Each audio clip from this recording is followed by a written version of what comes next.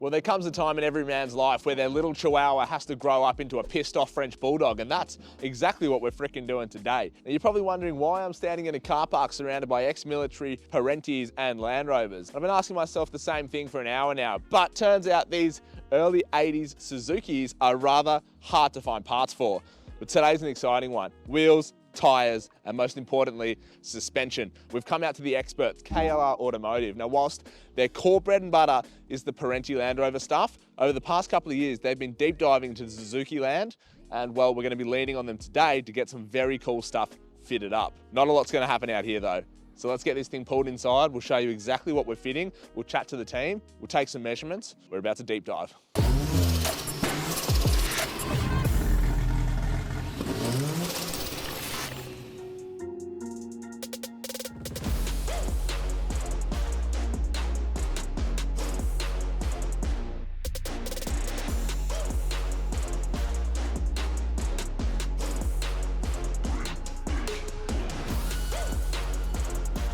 Now, before you go off-road, I think one of the fundamental, most simple things you can do to a four-wheel drive to make it feel better and go better is suspension, wheels and tyres. I think that's a pretty good starting point for this thing. Now that we've got it not looking like a turd, it was time to address that. We've got a sick set of ROH rims, we've got an awesome set of Maxxis tyres, but what we're most excited about is coming here to KLR to get the suspension in this thing. Now, we've had a look at this. The state of the shocks and springs in this thing it's embarrassing to say the least. The rear springs should look like a banana, it's like a sad face, and the front ones are not much better. So I think what we've got lined up for today is going to be a massive improvement. Do you want to run us through exactly what we're looking at? Yeah, so look, we're going to go with the Raptor product here. So we've got the 2-inch trials kit here. So we're thinking it's probably going to lift it actually 100 mil because it's so sagged. We're going to bolt it in and see where it sits. We've put all the measurements down so we can see. And we're going to go with the dynamic rear shackles just to lift it up that tiny bit more in the back just to get a bit of pitch happening. Yeah, we think it's going to sit quite nice. I'm super excited. Now, the Raptor product, you do a couple of different rate springs and stuff. We've gone for the lightest rate, I think, definitely available because being a budget build, it's never going to be a massive wheeler. So we're going to try and keep the weight down. We're not going to go bar work and that sort of thing. So I think a light duty spring is going to give us as much comfort out of this thing as possible, although you don't think comfort when you think Sierras. Front shackles? Probably bolt it all in and see how it's sitting and then decide if we're going to go with the dynamic shackles on the front just to see what the height is because it's so sagged it's going to be hard to tell. Yeah, we're sort of going at this a little bit blind purely because it's 40-year-old suspension in this thing.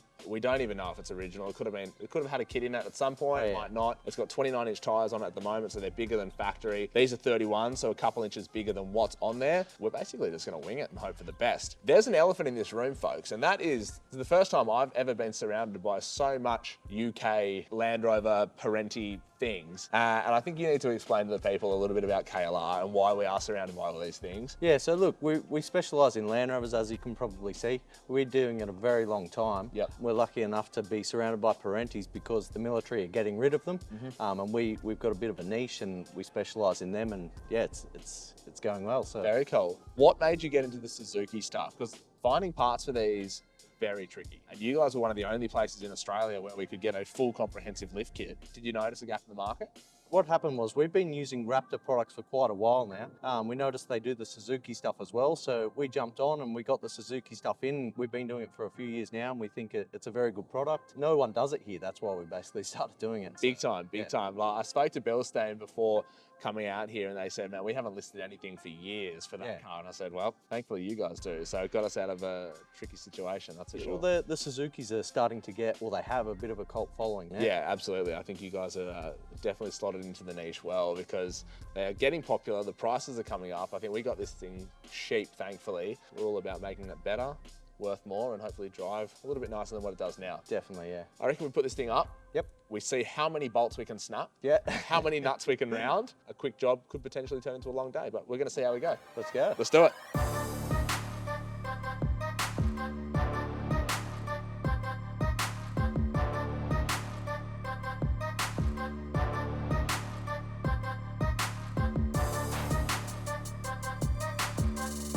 I'm going to stick a microphone in your face, Brad, because your hands are dirty and you're a busy man. We're fitting dynamic shackles. This is one of the products that you guys offer from Raptor.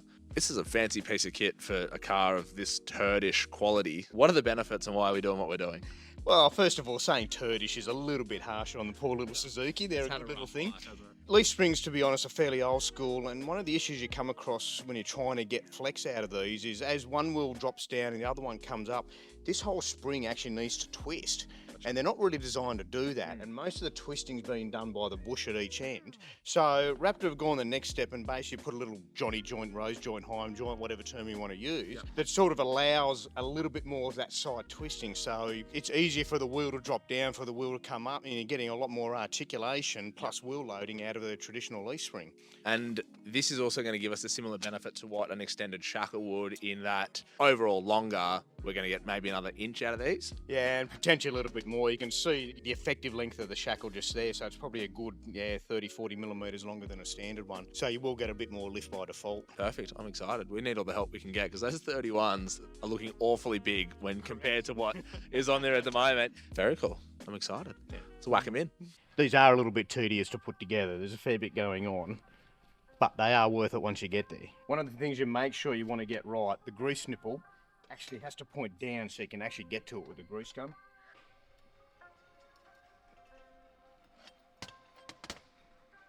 When it comes to using a nylon-based bush like these, you really need a bit of grease in there for lubrication to help it go together, but they also need grease to keep them working properly, and I think it also helps to extend the life of them a little bit. If you go a little bit too extravagant there, it'll just squeeze out the excess and you won't have any dramas. They call me Clean Hand Sam for a reason, because you'll see Brad's hands right now are not that clean. None of my business, that's for sure.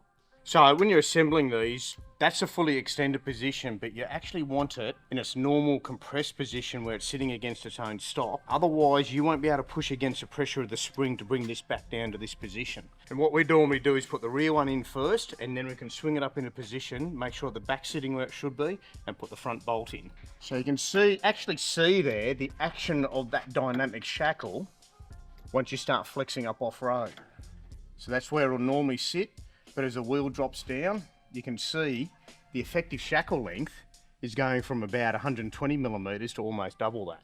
Okay, now this is a budget build, and what that means is transparency for you guys. So I'm going to break down the cost of everything that is happening here today so that you guys know exactly what we've spent on this little Sierra so far. Now, we'll start off with the wheels. These are the ROH 120s. The rough average price I could find online is $360 per rim, times 5, $1,800. Obviously, you could get away with 4 and just have a non-matching spare, but I'm not about that life. The tyres, the Maxxis Razor ATs, about $280 each online, times 5, that's $1,400. The lift kit from KLR, using all the Raptor 4x4 gear, so you're getting your springs, your hardware, your shocks, etc., $1,230, which I think is a very good bang for buck. And a good point that's worth mentioning is you're going to be spending that on any four-wheel drive. We're not saying you have to go and do it on just your Suzukis, but any four-wheel drive, any lift kit is going to be a minimum of that. And one of the benefits about having a car of this age and this sort of suspension setup is leaf springs are pretty basic. No control arms, no radius arms, no caster correction. So it's actually a very cost-effective way to lift a vehicle. And then we've got the front and rear dynamic shackles. They're $370 a pair, bringing today's grand total to $5,170. As a big number, it's a little scary. But when you think about it, you're replacing everything that's going to make the car drive badly. You've got brand new shocks, brand new bushes, brand new springs. It's going to flex mad. It's got brand new tyres and wheels. It's going to be capable, reliable, and safe. So for $5,100, I think that's money well spent. Anyway, should we hop to?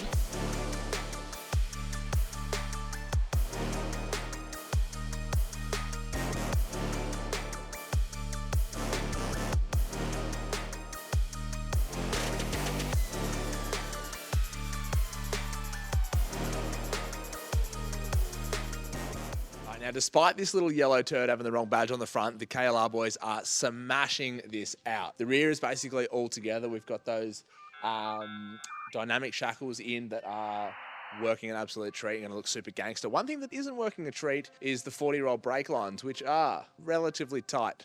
So we're going to order a set of those and get those swapped in when we do the mechanical overhaul with Max in the coming weeks. I think we're basically just going to chuck the shocks in the back now, and then we get to put the wheels on, and then we can move on to the front. And I am extremely excited to see how this thing sits with it all buttoned up. While I have you, the original floor to guard measurement was 805mm in the back here. Take the time now. I want all your guesses. How much do you reckon this thing is going to come up? 2-inch bigger tyres, 2-inch springs, the dynamic shackles, and the old stuff was sagged?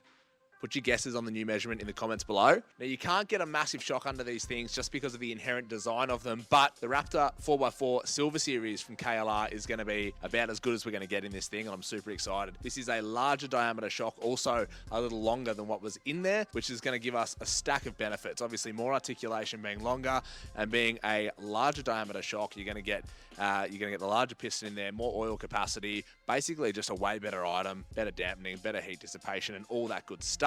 This 40-year-old nugget's not going to know itself. What's happening here is we're guessing, because we want to know how much is just in the suspension lift, because the suspension was flogged, we've got new shocks, new springs, and those shackles. I'm saying the original measure was 810. I reckon it's going to go 890, so 80 mil up. We've got 920 in James, and we've got Brad. I can't even go to a number big enough for what he's guessing. Over what's there, so 930. Put the original tyres back on, and we're going to take a measure, and we're going to see who is buying lunch. Ooh, 890. Oh! That conservative guess.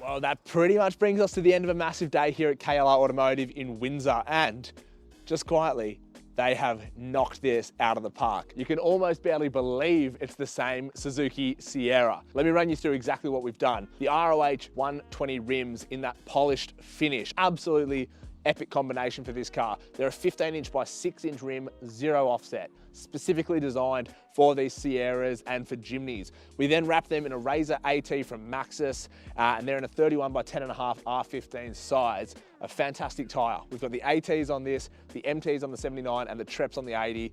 Maxxis the world. And then most excitingly, most importantly, KLR hooked it up with their suspension kit from Raptor 4x4. We went the 2-inch trials kit, which is a nice light duty spring, going to give us 2 inches of lift, and it's going to be absolutely perfect for the sort of weight range that this car is going to be operating within. We partner those springs and those shocks with a set of their dynamic shackles front and rear, again, giving us that extra inch and helping take that torsional problems out of the leaf spring articulation. The guys have absolutely smashed it out of the park. I mean, I think you can just about have a look at it and tell this thing is going to be a whole different beast now. All right, folks, this is the wheel and tire combo we have chosen for our little budget beach build, the Zook, and I think it's going to look absolutely sick. Let me run you through what we're running here. Maxxis Razor AT811s. Basically, they're all-terrain gangster tire that is available in a stack of sizes.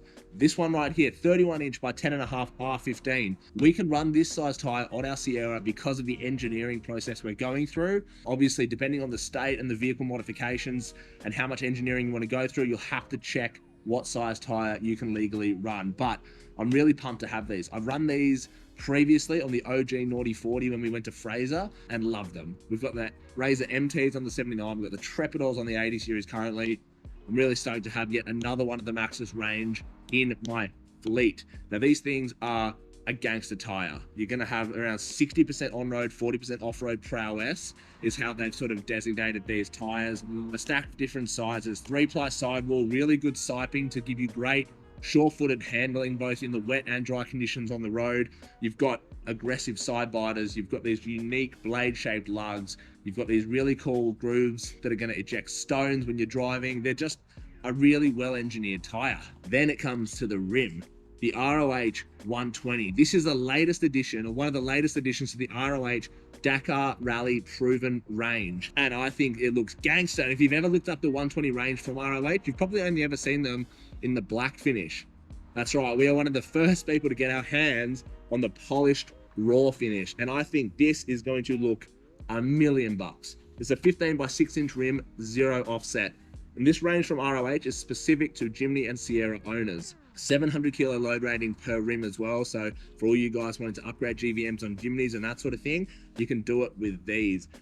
The other cool thing I love, and ROH have gone above and beyond, is a lot of raw rims that you get do not come coated or powder coated or anything. It's just raw, which means you go through the acidic dirt, soil, mud, and you're actually going to tarnish that aluminium on your trip. and it's really hard to get that finish back. But these have got almost like a clear coat or a clear baked enamel over the top of that raw finish, which just feels so nice. It's going to protect the finish of the rim. It's going to keep them looking brand new for the life of the vehicle. So I'm really freaking keen. I think this is an absolutely killer combination. And even though they're only 31s and a 15, I reckon once we get these on the Sierra with the suspension that KLR are putting in it, these are going to look like 37s or even 40s on any other car. It should be really, really staunch. Blue Flame have just about wrapped up fitting these all up, so a massive shout out to them. If you guys have any questions, any queries, or need any parts for anything Suzuki, Land Rover, Parenti, or anything else quirky in between any of that, make sure you chat to the guys here at KLR because they are friendly and they have a wealth of knowledge and a wealth of parts at their disposal. If you've loved what you've seen and you're loving the Suzuki build, I can't believe anyone wouldn't. Make sure you comment, make sure you subscribe, share it around, and we'll see you next Thursday.